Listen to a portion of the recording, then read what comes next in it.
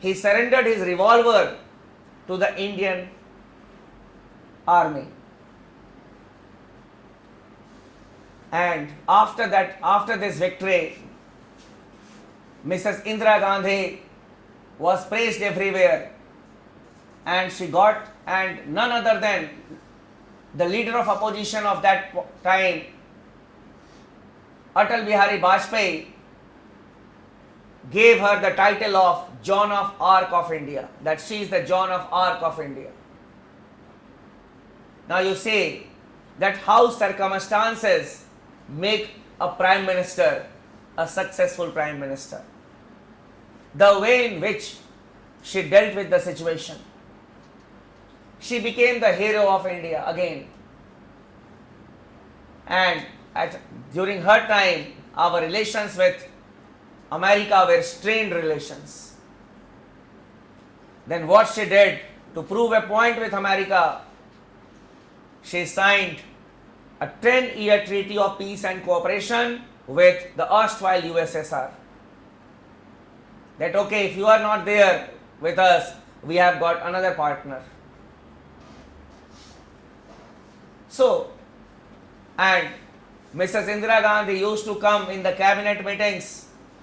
She used to say, this is the decision. Everyone used to say, yes ma'am, this is the decision. It was said, Indira is India and India is Indira. So, basically, Mrs. Indira Gandhi emerged as a very powerful prime minister.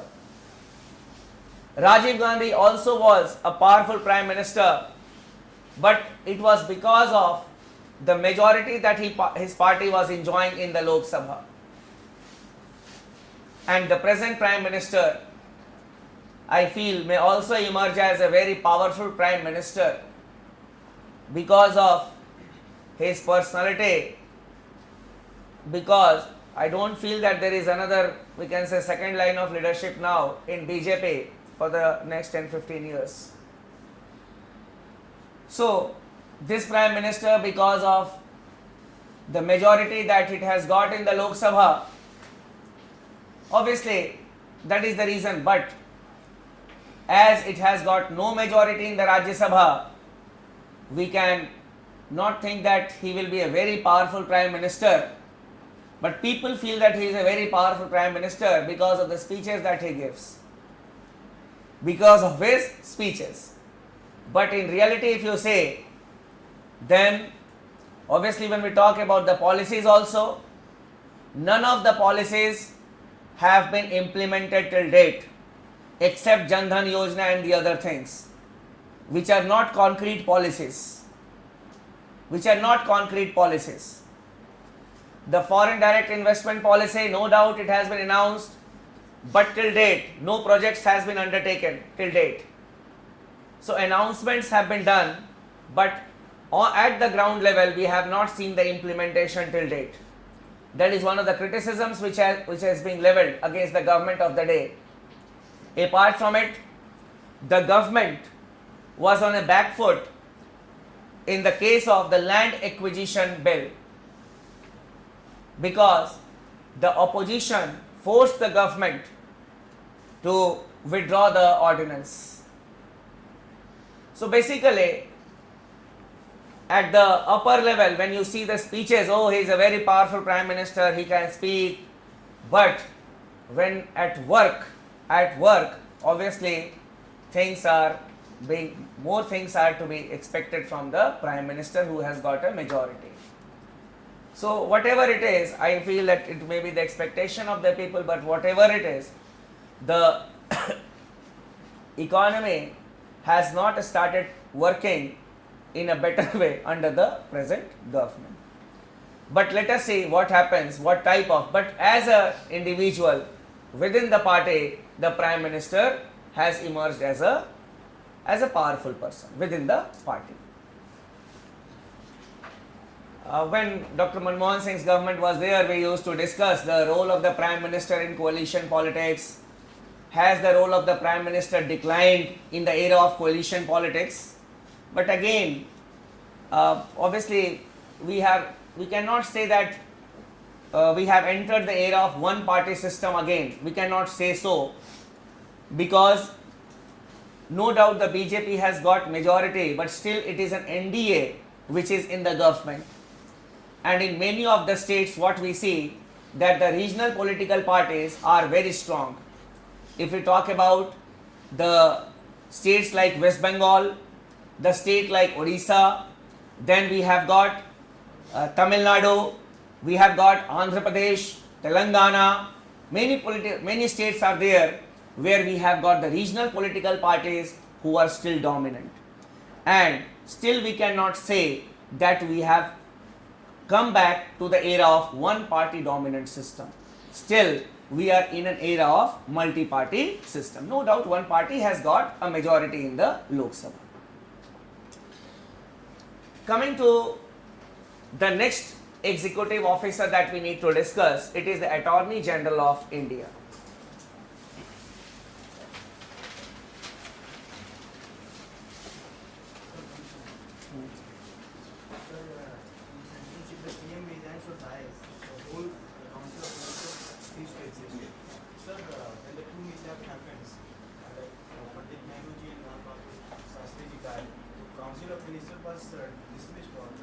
Automatically all the ministers will cease to be the ministers. They will no longer be the minister. The new prime minister will come and the oath will be conducted to the ministers, even if all of them become the ministers again.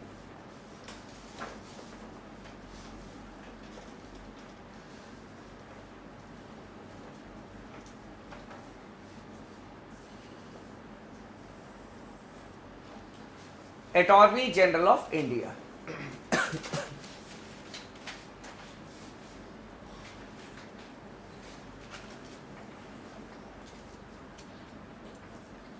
It is a constitutional office provided under Article 76 of the Constitution.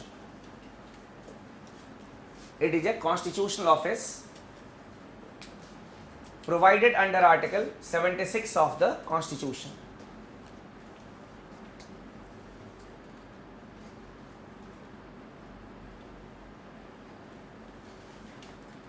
He is appointed by the President. He is appointed by the President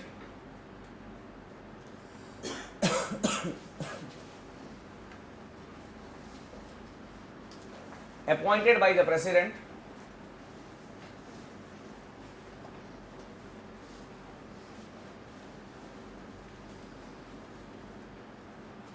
he is the first legal officer or law officer. He is the first law officer or the legal officer of the Government of India. Of the Government of India.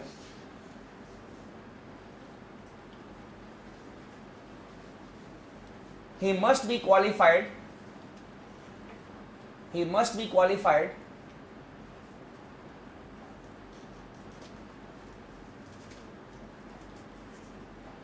to be appointed as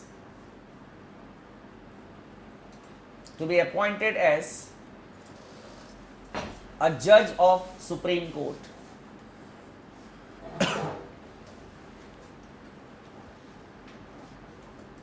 Judge of Supreme Court.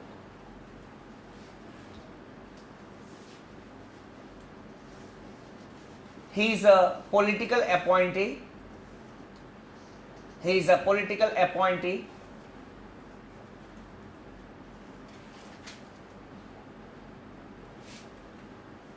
and he resigns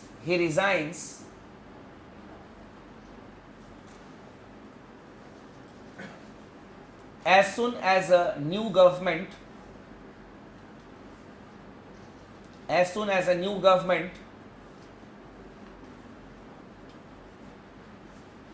takes over.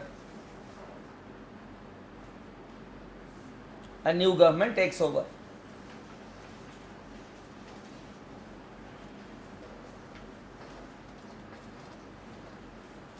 He is a retainer. He is a retainer.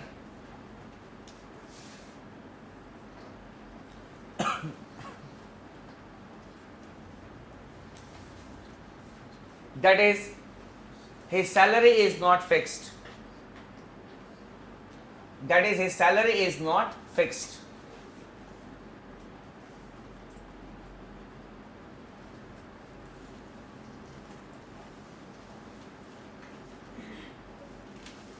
He gives legal advice. He gives legal advice to the government of India. He gives legal advice to the government of India.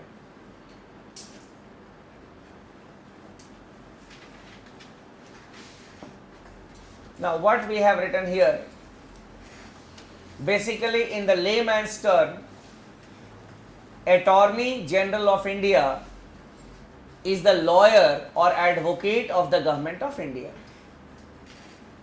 All the cases that we see, X versus Union of India or Y versus the Union of India, the legal advice to the government of India is given by the Attorney General of India. Not only this, in the most important cases, the Attorney General of India represents the government of India in the Supreme Court in the most important cases. And in that sense, he is known as the law officer or the legal officer. So, you should not be confused when the question is who is the first legal officer of the government of India. You are not supposed to encircle the Chief Justice of India. Many students they encircle Chief Justice of India. But Chief Justice of India is a judge. Yes, the qualification of the Attorney General of India is that he must be qualified to be appointed as a judge of the Supreme Court. It is not that he will be a judge of the Supreme Court. He must be qualified to be appointed as a judge of the Supreme Court. Then another statement, that sentence you have written is, he is a political appointee. He is a political appointee. There is no term prescribed in the Constitution for the Attorney General of India. But the Attorney General of India resigns if a new government comes to power at the center, so that the new government will appoint another Attorney General. This is a political aspect of it. Then we have written retainer. The salary has not been prescribed in the rule books or in the Constitution. It is said as per decided by the President of India. Basically, it is a type of negotiation between the Attorney General and the Government of India, that okay, we will be giving you per case, per advice, or a lump sum amount per month, per year. It is upon the mutual agreement between the two. Retainer. Clear? Another important thing regarding Attorney General of India is that he can do private practice, but he cannot stand against the Government of India in a court of law. That you may write it. The Attorney General of India can do private practice,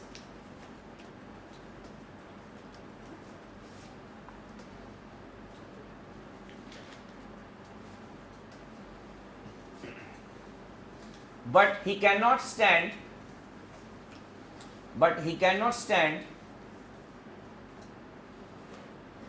in a court of law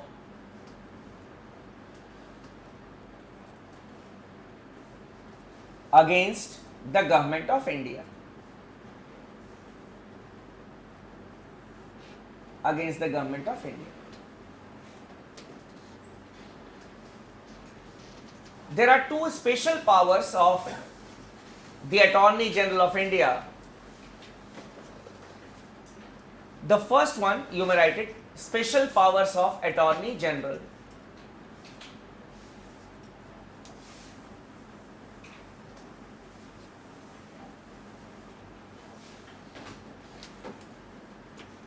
First, he has a right of audience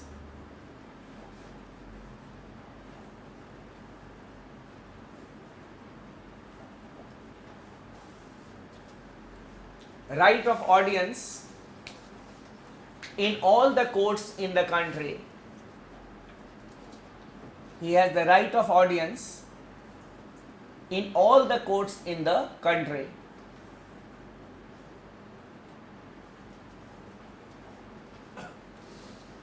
Right of audience means even if the Attorney General of India is not involved with the case, it means that even if the Government of India is not a party to the case, the Attorney General of India can be present in the courtroom if he wishes.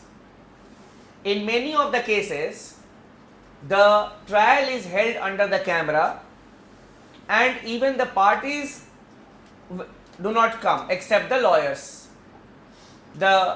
Some cases involving national security, we can say a terrorist has been arrested and it is not conducive to bring him to the courtroom.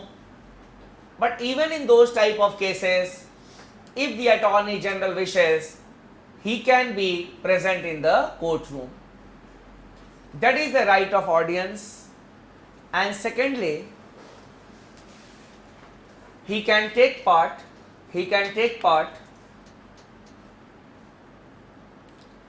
in the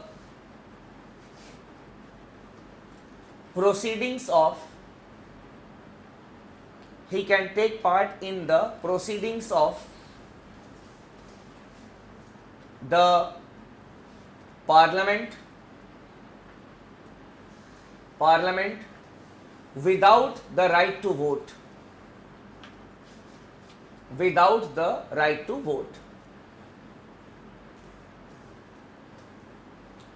You can add on another sentence here. He can be appointed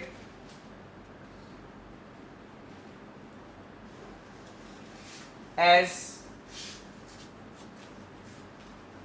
member of any parliamentary committee.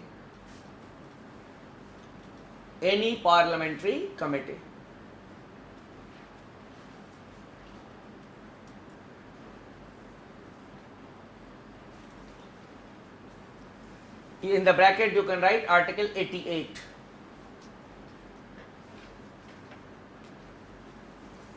So in Article 88 of the Constitution it is written that the ministers and the Attorney General of India can take part in the proceedings of either houses of the parliament. So sometimes you see that a minister who is not a member of the Lok Sabha is there in the Lok Sabha. From where the power has come to him? It is written in the Constitution, Article number 88, that a minister can be present in either houses of the parliament. And similarly, it has talked about the Attorney General of India also. So the Constitution has given the power. Not only this, he can be a part of the parliamentary committees also without the right to vote. So these are the special powers of the Attorney General of India.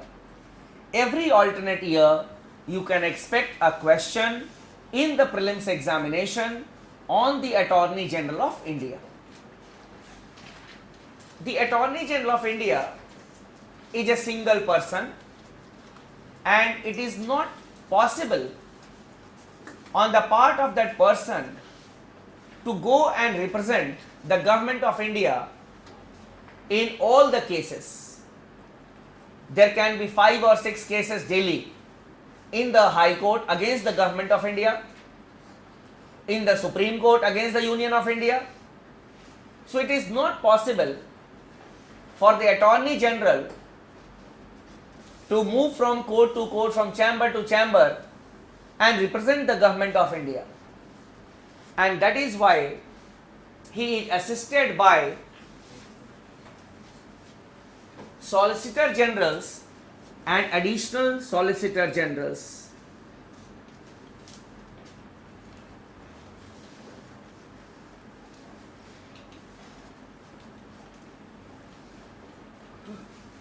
He is assisted by the Solicitor Generals and Additional Solicitor Generals. They are also known as legal or law officers. They are also known as legal or law officers. That is why the Attorney General of India is known as the first legal officer or the first law officer of the Government of India. The office of the Attorney General of India is constitutional in nature, means the Constitution provides for it. These offices are statutory offices.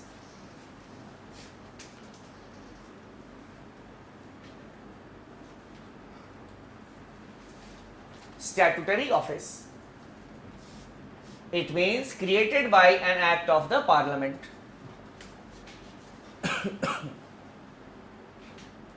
Created by an act of the Parliament.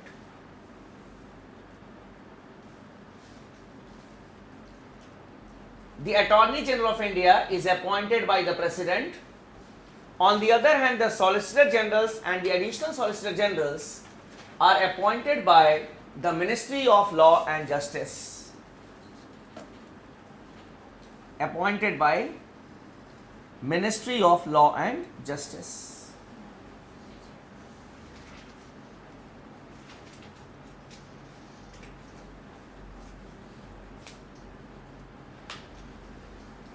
These are the things or the aspects that you need to understand and remember regarding Attorney General of India. Clear? Not more than this and not less than this. With this, we have concluded our discussion on the Union Executive. Now we will be moving further to the State Executive.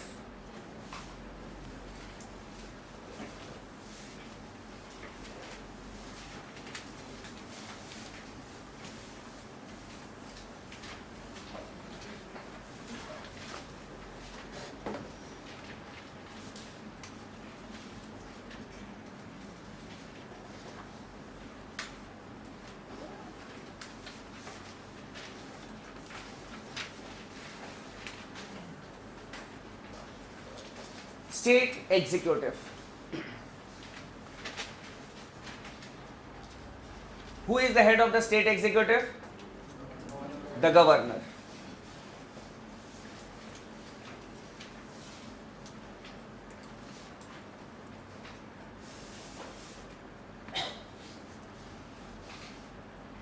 Some initial information about the Governor, you may note it. The Governor is appointed by the President.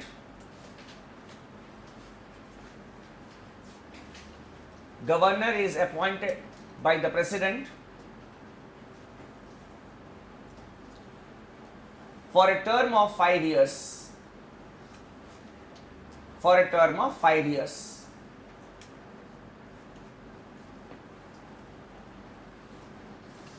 But he can be removed. He can be removed even before the end of his term. Even before the end of his term,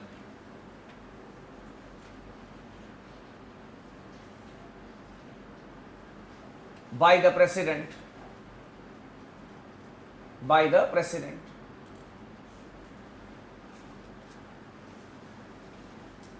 That is, he holds office during the pleasure of the President. He holds office during the pleasure of the President.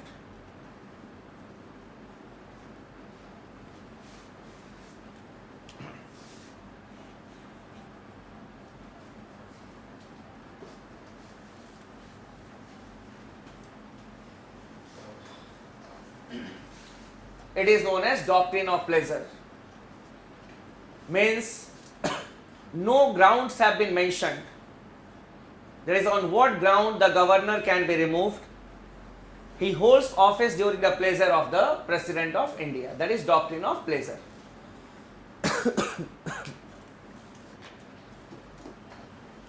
Next,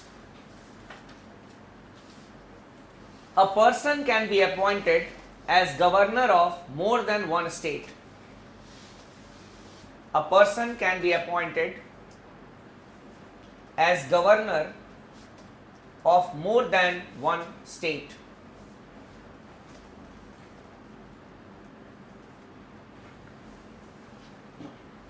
More than one state.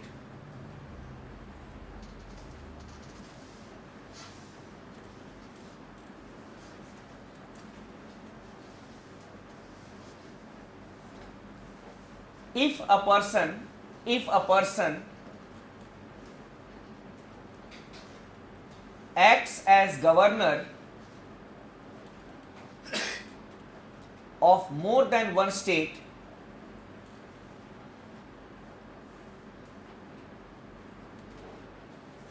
the salary is shared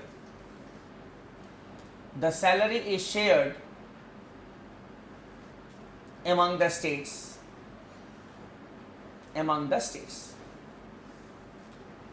So you should not be under the impression that he will be getting the salary of two governors. It is not like that. If it is two, then it is 50-50.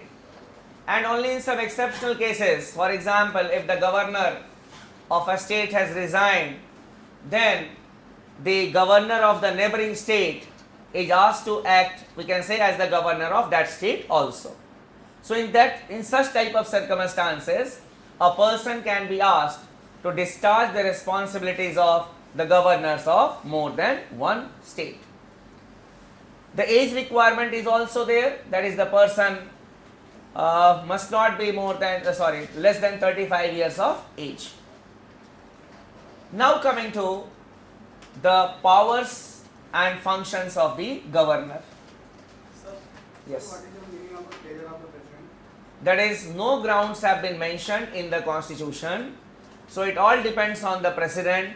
If the president wishes, obviously in the very morning, the governor will receive a fax, thank you for your services. No grounds have been mentioned. Yes, I was talking to you on the powers and functions of the governor. In none of the examination it is asked that what are the powers and functions of the governor. But yes, in one line we can write the function, you may write it. The governor of a state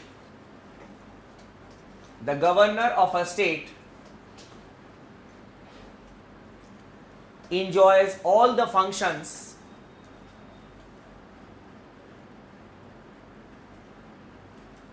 enjoys all the powers that the president enjoys at the center.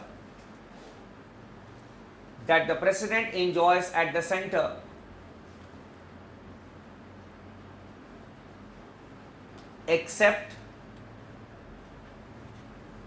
the emergency powers,